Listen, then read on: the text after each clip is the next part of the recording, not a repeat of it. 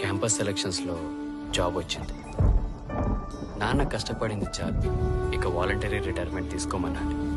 అమ్మ కోసం కొంచెం పెద్ద ఇల్లు తీసుకోవాలి. చెల్లిని తనకిష్టమైన మెడిసిన్ చదివించాలి. శేఖర్కి ఇలాంటి కలలు ఎన్నో ఉండేవి. కానీ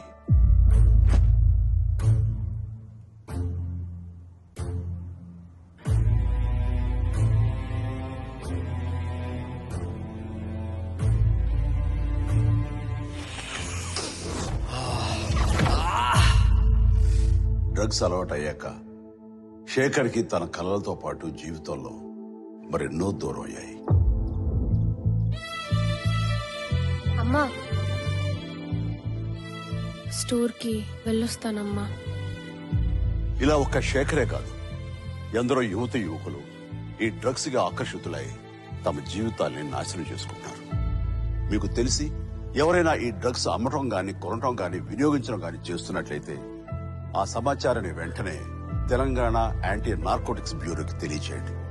మీరు చేయాల్సిన ఫోన్ నెంబర్ 8712671111. మీ వివరాలు గోప్యంగా ఉంచబడతాయి. బాధితులను ఆ మత్తు నుండి దూరం చేయటమే వారి ఆశయం తప్ప శిక్షించడం కాదు. డ్రగ్స్ రహిత సమాజమే లక్ష్యంగా సాగుతున్న మన తెలంగాణ ప్రభుత్వ సంకల్పంలో నాతో పాటు మీరు చేతులు కలపండి.